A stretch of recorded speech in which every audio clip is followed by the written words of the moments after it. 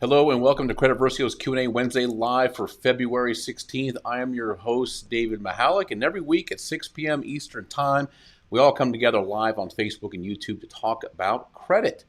And as a consumer credit expert with nearly a decade of experience, I've conducted over 10,000 one-on-one credit coaching sessions to help people repair and improve their credit. I'm looking forward to helping you do the same on our Facebook Lives and our YouTube Lives. So during our time today, I'll be answering your questions about credit reports, scores, the dispute process, and of course, Credit Versio. So please take a second to introduce yourself. If this is your first time live with us, welcome. I'm glad to have you here. All right. First of all, welcome, Rob. Good to see you. And with every live, I always like to start out by talking or answering the most popular questions of the week. So this week, I got this question a few times. Now, by the way, when I dive into these subjects, feel free to interrupt me if you got a question about the subject that I'm talking about, or if you just got a question in general. I'm happy to answer it for you. That's what I'm here for. Mike, good to see you. I'm happy to have you here as always. So let's dive into this a little bit. JL, we got our regulars today. Great to see you guys. I love having you here. You always ask great questions, so I really appreciate that. And today is going to be no different. Oh, perfect. Arian's here too. JL's here. All right. Excellent. Thank you guys for being here. So one of the big questions that I got from this week is, what happens when the bureaus reply saying that they believe the dispute that you sent was not prepared by you? Now, let me know if you've gotten that one yet, because it doesn't happen very often, but it does happen. And this week happened to be one of those weeks where I think I got that question maybe 3 or 4 times. So what does this mean exactly? Oh, hold on a second here. I see Indira Williams. Welcome. Trying to get your comment to show up.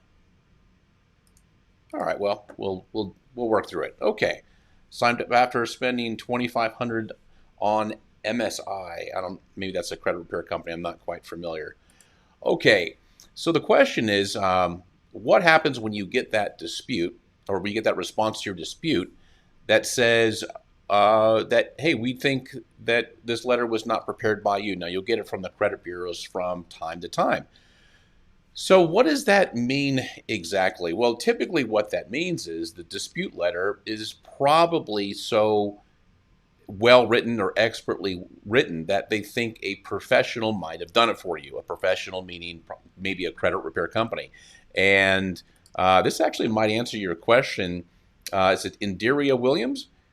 Having spent a bunch of money on a credit repair company and maybe not much happened. So let me explain one of the things that might have contributed to that.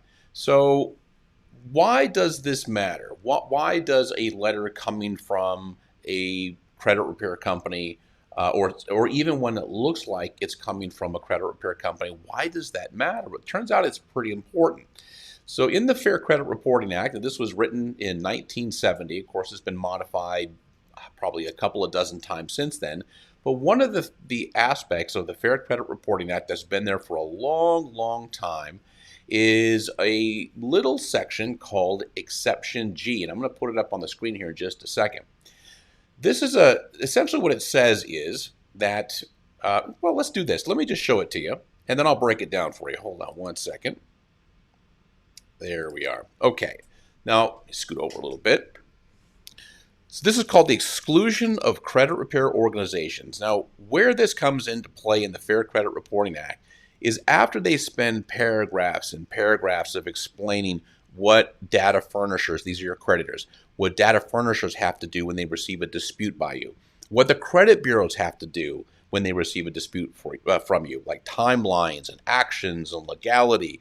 It's really, really a very complex document that step by step outlines what has to happen. And right down towards the bottom, after they get done, they meaning the Fair Credit Reporting Act, after they get done explaining everything that they have to do, they have this "oh, by the way" section, which is this section right here called Section G. It's called Exclusion of Credit Repair Organizations. Now, let me read this to you. It says, this paragraph shall not apply. So they're talking about the entire paragraph of what they just talked about as far as procedures that the bureaus and data furnishers have to do when they get your dispute. This paragraph shall not apply if the notice of dispute, this is your dispute letter, is submitted by, is prepared on behalf of the consumer by, or is submitted on a form supplied to the consumer by a credit repair organization, as defined in section 403.3. So what does that mean exactly? Well, what that means is the law tells the credit bureaus and the data furnishers that, hey, the dispute process was not designed to be taken advantage of. It was not designed to be some kind of a hack. We really want people to dispute things themselves. That's what it was all created to do. Now, granted, it's easier said than done. Turns out the credit industry, reading credit reports, it's a lot more complicated than probably what the authors of the law had in mind at the time. So, but that's still there. And it still says that the bureaus can ignore disputes that come from credit repair companies. When they receive a dispute, and by the way, that response that I was just telling you about, hey, we think that this letter might have been done by a credit repair company or not prepared by you, people get that when they download dispute forms from the FTC and the CFPB. I've seen it before. So it's not an uncommon thing. All right, so let's see. Let me, Mike, I got a question here. Let's take a quick pause. Is that considered a stall tactic? No, not really. Well, yes and no. So TransUnion, I actually had a pretty lengthy conversation with Steve Rieger about this a while ago. And if you're new to the live, I've had Steve Rieger on here a couple of times. Steve used to essentially run the entire dispute division for TransUnion in California. They have two big offices for dispute resolution. California is one of them. And one of the things that he said is like, yeah, we know we can legally ignore these letters, but we don't always do it. Because if it's coming from a credit repair company, guess what the credit repair company does? They just send another dispute letter. So they learned a long time ago that they're not going to be quite as harsh as, say, the credit repair companies, as, say, the other bureaus are going to be. So TransUnion will usually still take the dispute. Experience kind of a tough nut to crack. Like they'll throw these things right back at you, and Experience sometimes will do it as well. So let me just continue with this thought. And let me show you something that's really, really important. Now, the reason why I'm showing you this is I've actually had a lot of people tell me, well, no, David, if they get a dispute, they have to respond to it. In fact, I had somebody on a Facebook comment, this has been a little time ago, but they told me, listen, there's nowhere in the Fair Credit Reporting Act that says that they can ignore letters from credit repair companies. And I've heard that from so many people in the credit repair space. And I've told them, well, except for right here. And it's been here since the 1970s. So it pays to know this material. But one of the things that happened relatively recently was a letter that the CFPB gave to the credit bureaus and to data furnishers right when the whole pandemic started, right when the CARES Act came out. And I want to show you something real quick, and then we'll move on to another subject. And by the way, if you have questions, feel free to ask them as we're going through this. All right, let me share my screen with you here. Okay, perfect. Let me move over just a little bit.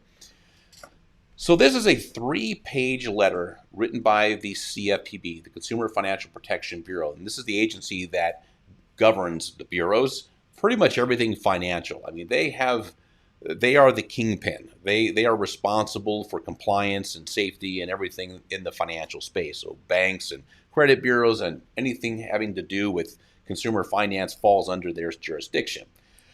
And they answer virtually to nobody except for the president. Now, here's a 3-page letter. Now, one thing I'll tell you about the CFPB, if they write a 3-page letter, that's a real short letter, probably means that what they've got to say in that letter is pretty important. Okay, so this was written April 1st, 2020. Now, the date doesn't really so much matter, apart from the fact that this is a relatively recent document from the CFPB. And let me scroll down to the part that's important. I'm going to jump down to page 3, and this is what I want to show you. Now, this is back when everything was just a mess. People were trying to get accommodations through their creditors because they weren't able to make their payments. Everything was shutting down. And the CFPB sent this letter to the data furnishers and to the bureaus to remind them of a couple things. And I've highlighted this section. Okay, now let's just go through it real quickly, but part at a time. The Bureau, okay, this is the CFPB, the Consumer Financial Protection Bureau, they're referring to themselves here, reminds furnishers and consumer reporting agencies. Okay, this is your creditors, furnishers, this is data furnishers, creditors, collection companies, these are your trade lines and collections. Credit consumer reporting agencies, the three bureaus, well, all the bureaus, but we pretty much are just concerned with the big three, TransUnion, Experian, and Equifax, that they may take advantage of statutory and regulatory provisions. Well, what is that? It's the Fair Credit Reporting Act. They're talking about it right here, okay? So it's reminding them that in the Fair Credit Reporting Act, this is regulatory provisions that eliminate, let me highlight this, eliminate the obligation to investigate disputes submitted by credit repair organizations. Okay, what are they talking about there? You know what they're talking about? They are talking about that. It's always been there. The exclusion of credit repair organizations, that they do not have to reply. Okay, so now we understand why.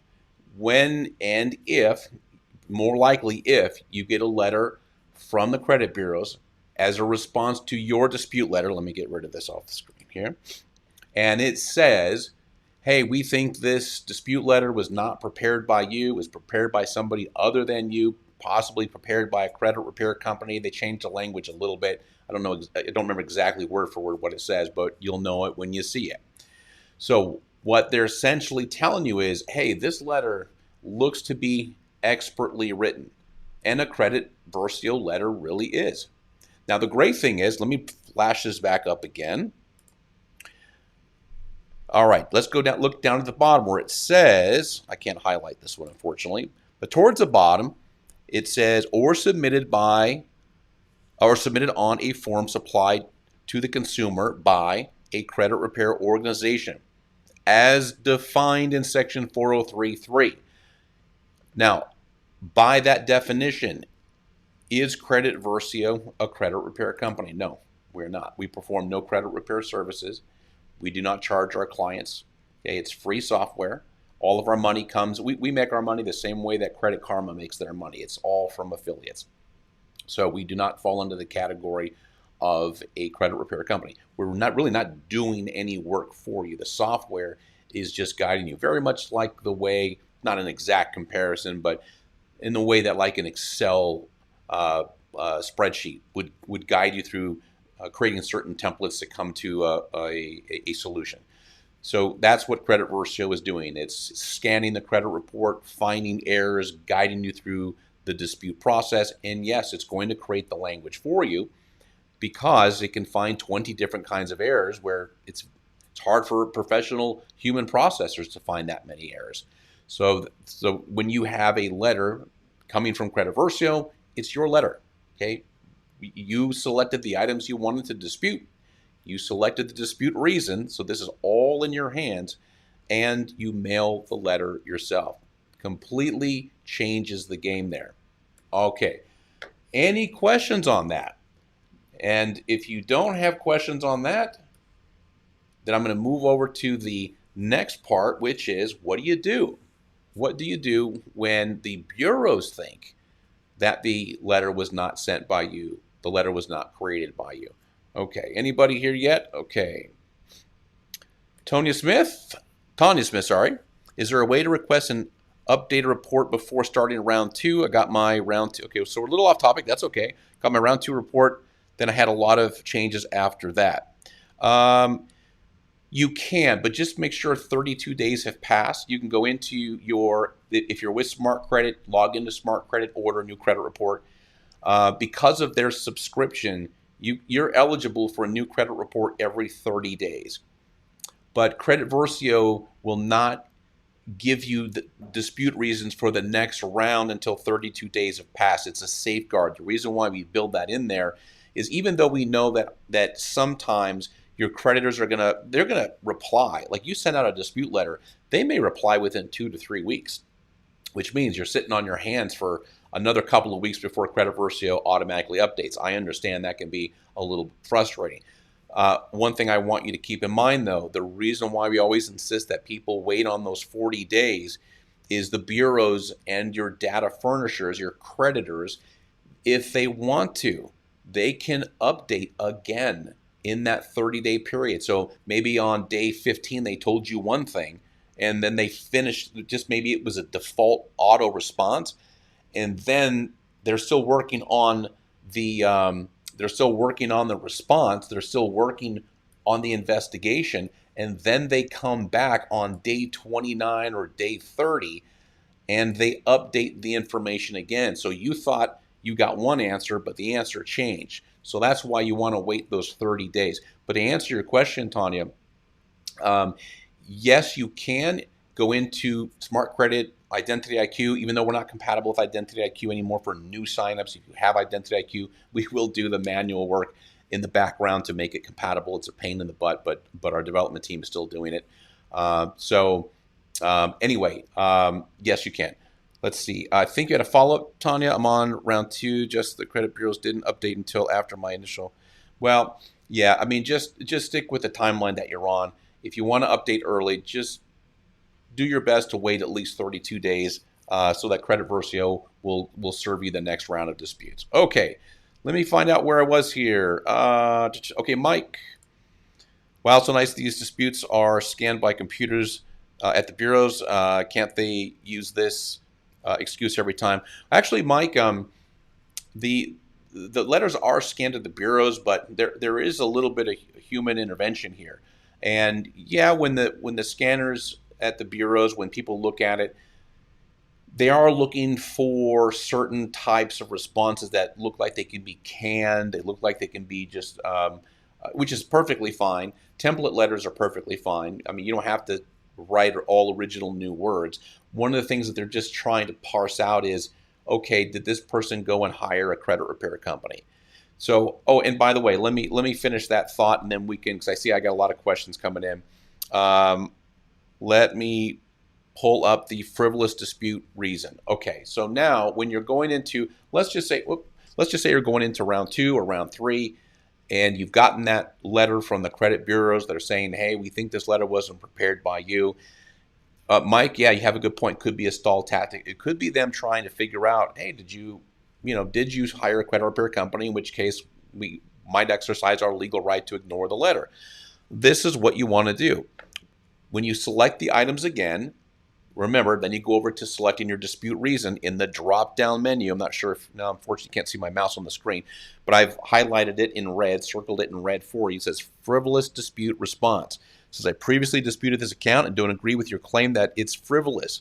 I personally created and mailed the letter, and I provided the reason for my dispute in simple language. You had 30 days to do an investigation, so on and so forth. Okay, so here you're letting the bureaus know, okay, I understand that you think this is frivolous. You think this was done by another company, perhaps a credit repair company. I am letting you know that that is not the case. Please conduct your investigation. Usually, you will not get any kind you won't get any pushback from the bureaus after that part. Okay, let's move forward. So Elizabeth, so what am I paying for? Because I use Credit Versio and I do pay for services. I'm only asking because you said it was free. Yep, it is free. Credit Versio is free software. The only thing that is not free is you are not going to get 3 bureau credit reports for free that have scores that have a digital export. Okay. Elizabeth, again with follow-up, but I will say after the first round, my credit score did go up quite a bit. Okay, so keep this in mind. Scores and information on your credit report are tied together. Your scores come from the information on your credit report. But bear in mind that what you're disputing, what you're challenging, are the accounts on your credit report. This is your legal right. They have to be correct and they have to be verifiable. Okay, so the reason why I'm setting this stage is because there are times where people challenge accounts on their credit report, things get deleted, and the scores don't go anywhere. The reason for that typically is high credit card usage, thin file, meaning they just really don't have a lot of credit on their credit report, or they have very new credit on their report. There's no age there. So FICO and VantageScore are trying to figure out, what is this person doing? We see a lot of activity. We see things that are in and out of dispute. Things are getting deleted. And then they're trying to make an assessment of what your risk is. So remember, all a credit score is a representation of your risk to a lender. That's it. There's nothing magical about the score. I mean, it's complex as far as is what goes into it to calculate a score. But as far as its purpose, it's pretty straightforward. So just bear that in mind. Okay, Rob, a bit off topic, but I just joined last week. First time I viewed my scores in several years. Noticed that 75-80% of the issues are my student loan debt. Yep. Any suggestions on how to work with them on a letter? So bear in mind that Credit Versio is a dispute/repair platform. So if you want to dispute accounts, for example, if there's late payments, if these accounts have been charged off, if they're older, that's something you can do with Credit Versio. If these are just old student loan accounts that you just haven't settled, or there's no debt, if you have debt on them, if you want to consolidate, that's usually your best bet. I'd probably have to know a little bit more on what's going on with the account. Okay, let's see. Elizabeth again, I have accounts taken off Equifax, but they did not come off of TransUnion and Experian. Yep, happens all the time. So keep in mind that the credit bureaus are 3 completely separate companies. Okay, they don't share information except for under certain circumstances where they're required to under federal law. Usually it has to do with identity theft and things like that. So, and they have a few things that they do very differently. They all have different versions of each FICO score, which is one of the reasons why, even if you had the exact same account data across all 3 bureaus, chances are your score would be different on all 3 bureaus because they use slightly different variations of FICO and VantageScore. In addition to that, there is no requirement. There's no requirement under the law that your creditors have to furnish any information to the bureaus. What is required is if they decide to furnish data to the creditors, that they have to abide by the law. The Fair Credit Reporting Act is one. There's a handful of others too that they have to comply with. But a creditor might report information to just Experian only and not TransUnion and not Equifax. So let's say you've got an account in good standing, you've had it for many years, it's on Experian but not on Equifax and not on TransUnion. What is the probability there? Well, it's probable that your Experian score could be slightly higher because you have more positive information on that bureau. Okay, the opposite is true as well. Sometimes you might have negative information on one bureau or on 2 bureaus and not the other. So this is one of the many reasons why your scores are never going to be hardly ever the same. I think in the almost 10 years I've been doing this, maybe 10, 15,000 plus credit reports that I've looked at, very rarely have I ever seen the scores the same.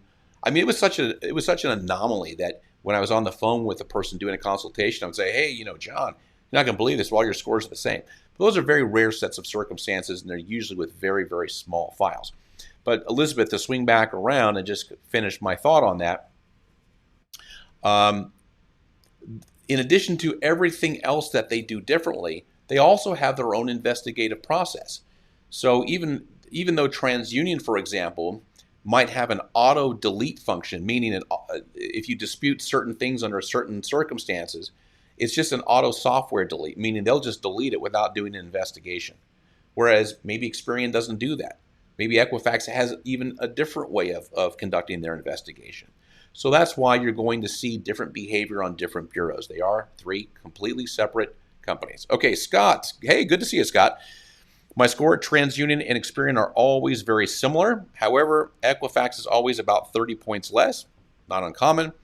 Why is that? Okay, I see your comment here. It said disregard, already answered. Okay, yeah.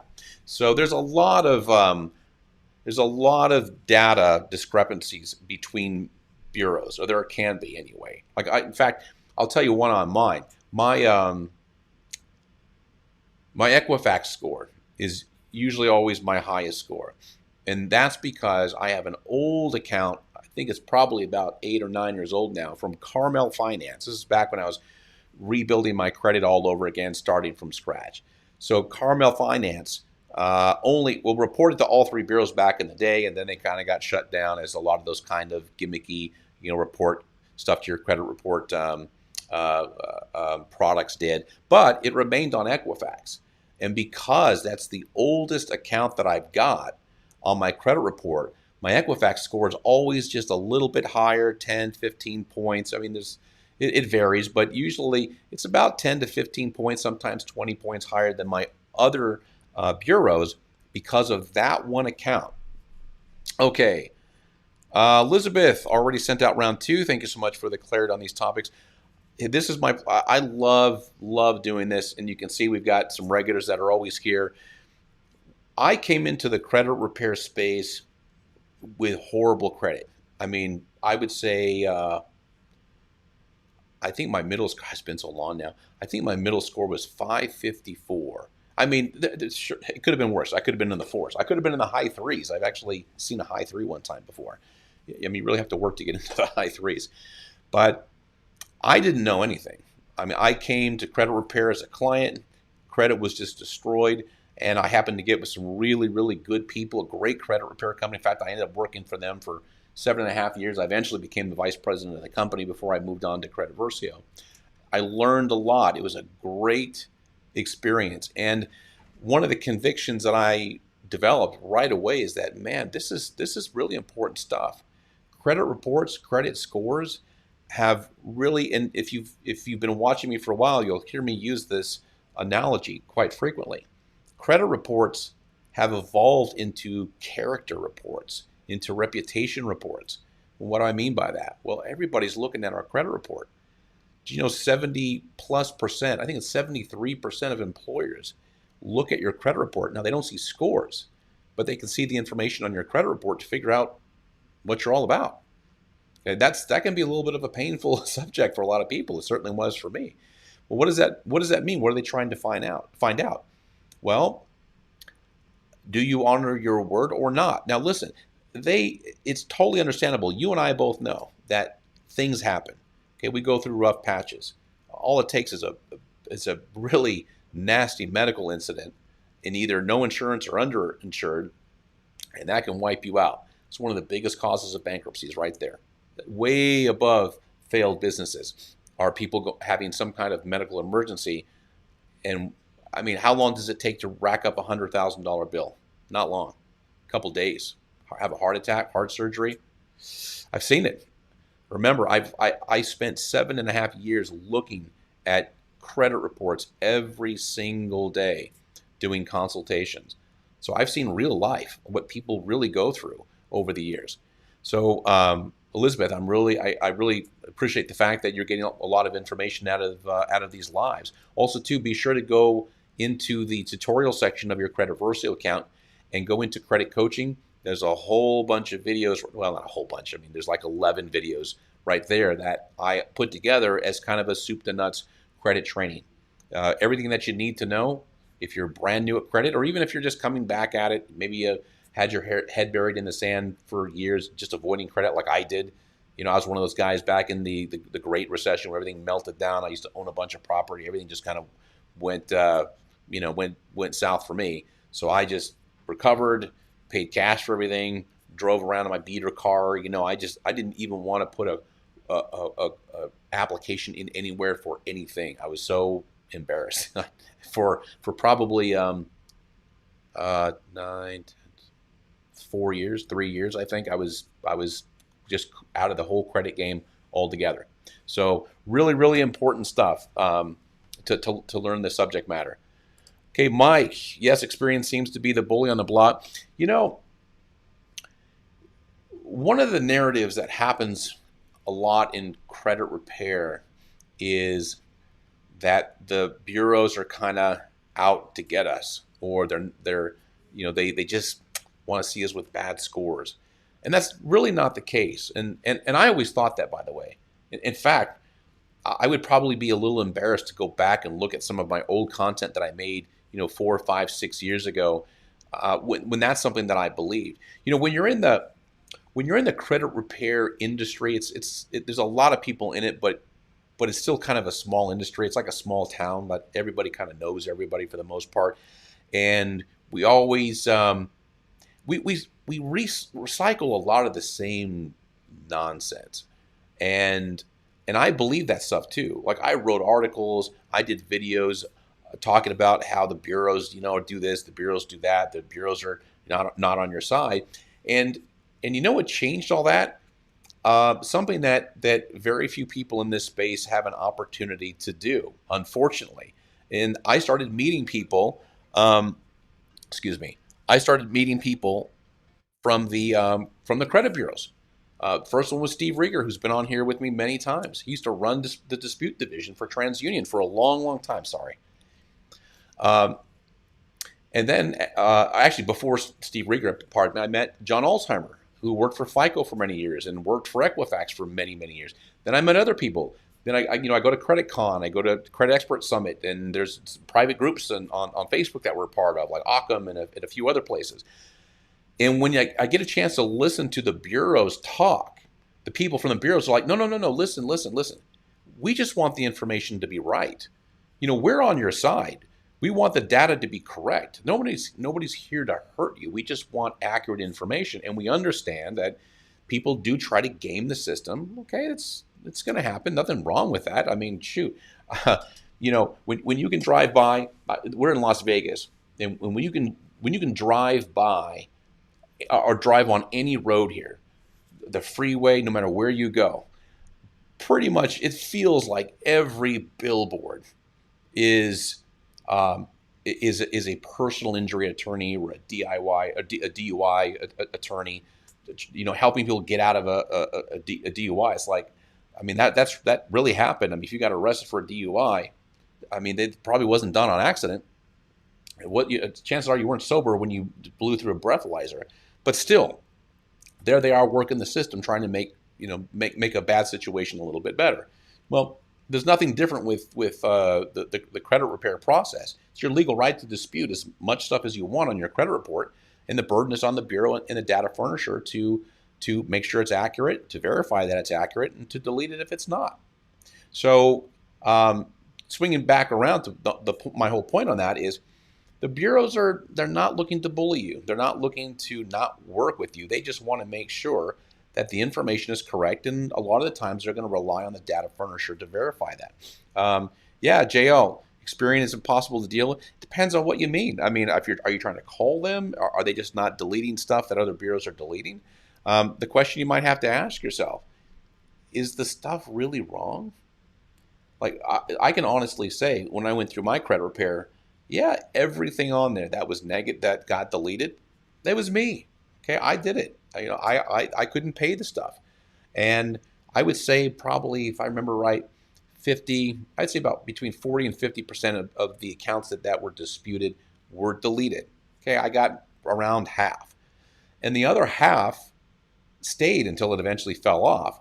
But I built other good credit. Even though I had bad credit on my credit report, my good credit was starting to outpace and overpower my bad credit as it got older.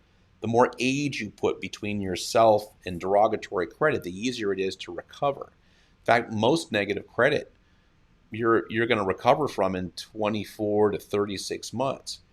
It might be there cosmetically on your credit report, but as long as you're doing other good stuff, credit cards, other loans, you're smart about it, you're not overextending yourself with credit card debt, you're going to recover. You're not going to be an 850 score, but you're going to be on your way to a good score, certainly low sevens, maybe even mid sevens.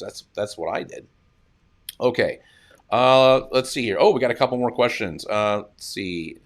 Intelligent, sustainable solution. Okay. Should all disputes be sent separately or together? Does it matter? So 2 answers to this question. Answer number 1. Go through your tutorial videos. There are 4 of them. They're like 4 minutes each. I think the longest one is 4 minutes each.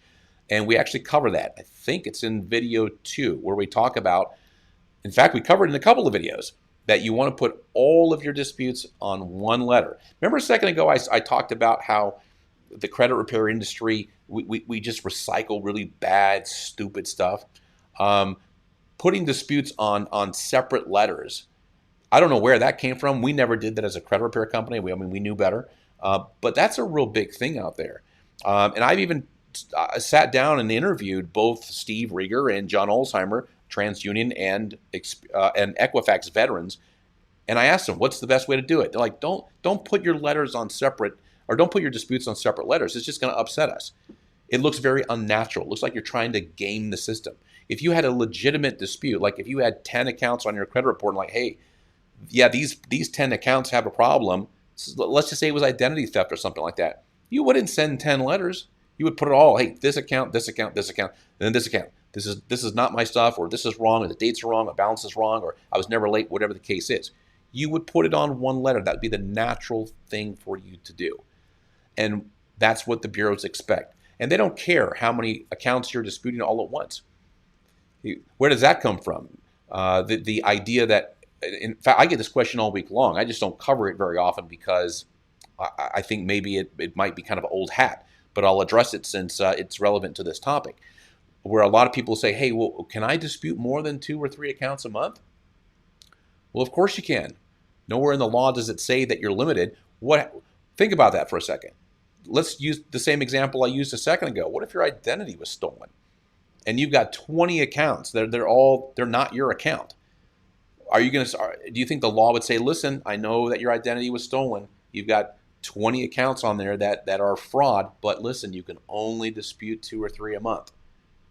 That's not real. That comes from monthly fee credit repair companies. I'm not going to name any names, but if you think for a moment, who are the biggest monthly fee credit repair companies in the country? A couple of names are probably going to come to mind. That was their shtick a long time ago is, hey, we can only do 2 or 3 a month. Well, why do they want you to do 2 or 3 a month? Because they charge you a monthly fee. They want to drag that out as long as they possibly can. Another one of the reasons why the credit repair industry has sort of that bad reputation that it's got, because of stuff like that. Okay, so anyway, intelligent, sustainable solutions, that's your answer. Put them all on one letter, but please go through your tutorial videos, because if you miss that part, then there's probably a bunch of other stuff in those tutorials that you missed as well that are really important to the dispute process. Okay, Mike, thanks, David. And once again, learn more info listening to you. You're very welcome, Mike. I'm glad that you're here. Elizabeth, this is great information. TransUnion up 30 points round 1. Experian up 59 points round 1. Equifax up, wow, 154 round 1? That's great. That is phenomenal. I wish I got that when I did my credit repair. So funny watching people go through the repair process with Credit Versio and me going, oh my gosh, I'm so jealous. I wish there was a Credit Versio around when I got started. Of course, I probably wouldn't be in this business, but I love hearing this stuff because it just goes to show that you don't need to pay somebody to do this for you. You don't need to hire anybody to do this for you. We're now at a place, and this is something that gets me really, really excited, that we are now at a place where software can read a credit report and diagnose it and give you the proper dispute language better than a human being can. Okay, trust me, you don't want to look at a 30, 40, 50 page credit report from today and try to compare it to your, especially I'm talking about you, Elizabeth. I mean, everybody in general, but imagine this. If you had a massive credit report, like a lot of people do, and just go through these side by side, line by line, account by account, like, okay, what changed? Did the dates change? Did the balances change? Is there something wrong about the account? And if so, what's wrong with the account? There's 20 different things that can be wrong with this account. Can I find them? No. I mean, even doing dispute processing and reading credit reports for a living and diagnosing and consulting people over the phone, explaining to them why their scores did what they did, or what the best course of action is, or what changed from one month to another. It was a 20, 30, 40-minute ordeal just to figure out what changed on their credit report, unless it was really, really obvious, like a deletion. Now we got software. Now we got software that can do it just like that and do it better than a human being can. Anyway, I get excited about it. Okay. My apologies to watch the video. Hey, it happens all the time. Listen, I put a video up in the very front when you get signed up. It's called I think it's called a skeleton page video. While you're waiting for that credit report to process, it's just me and my green screen, my white shirt saying, "Hey, welcome to Credit Versio on behalf of everybody here. Welcome." One of the first things you want to do is go watch your tutorial videos. But I know a lot of people like their credit reports process so fast that they just skip it. So understandable. But there's a lot of good resources in there. Just make sure you take advantage of it. Okay, Elizabeth, definitely excited. Very, very happy to hear that. Man, when John Olsheimer is on with me, one of the things that he says that this is the fastest 50 minutes of his day, and can you believe we are at the almost at the 50-minute mark. All right, so I'll stay on here for a few more minutes. This is where I usually cut it off. We got a couple dozen people watching. Thank you for being here. I'll hang out for a couple more minutes, throw your questions at the very end. When people get a sense that I'm getting ready to drop off, whether it's me by myself or with guests, that's where the barrage of questions come in. So throw them at me here. William Towers, can I use your software to start my own business? Actually, William, funny you should ask, because just after I went on that whole tirade about how software is better than people at processing, it just so happens that I can't name any names, but we are in the process of building back-end processing for some of the biggest credit repair companies in the country, because they realize that, oh my gosh, Credit Versio software is better than our entire dispute processing team at finding errors. They're going to find stuff that we can't, which would make us a more successful credit repair company. So I don't think for a second that DIY is going to completely wipe out the credit repair business, even though you can have a just as good, if not a more effective repair with Credit Versio than hiring a white glove service. There's just people that are not like you watching this. If you're on there, if you're watching this, if you're using Credit Versio, 145,000 people have created a Credit Versio account because they're like, hey, I'm going to do it myself. Well, I love it. That's fantastic. But there's a lot of people who are like, hey, I'm just scared. I'm intimidated, or hey, I don't do software. I don't know. Even though you can do it on this, it happens. Some people just don't want to do it. Okay, but William, to answer your question, not yet. Right now, we're just building software for very, very large companies, 2,000-3,000 enrollments per month. I mean, that's just where we need to start, but eventually we will. Although I will tell you this, can I use your website to start my own? No, Credit Versio is an end user platform. Now, having said that, there are a lot of people out there that are using Credit Versio to do their clients' credit repair. People like I just described, they don't want to do it. They don't, even though they can, they don't really want to. They are having their client go to Credit Versio, signing up, and they're getting their username and password and logging into their account and just doing the credit repair for them. I mean, it's kind of a laid down job. It's super easy because the software is just doing it all for you anyway. But there are people doing it. It's not something that we condone or we advocate, but I know that people are doing it. I know that people are charging money to do it. So just make sure you're doing it clean and you're not getting yourself in trouble. Okay, Dale. Hey, welcome. Good to see you. Just received the email.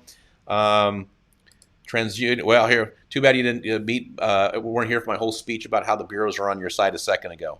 But great thing about broadcasting live is that, or broadcasting on YouTube and Facebook Live, is that they archive the video and you can go back and swing around Dale and watch it. Especially Dale, go back about maybe 10-15 minutes ago in the video and listen to what I have to say about what the Bureau's motivation, that they're not against you, they're not here to hurt you, they really want accurate data, but there's certain reasons why they can be particularly stubborn in some cases. Okay, that's it for me. Thank you so much for joining me today. I appreciate it. Next week we'll be on with John Olsheimer, and it'll be another entertaining 45, 50 minutes like it always is. So again, thank you so much for being here. If you watch the replay of this, which about 60% of the viewers are watching the replay, if you have questions, just post them in the comments.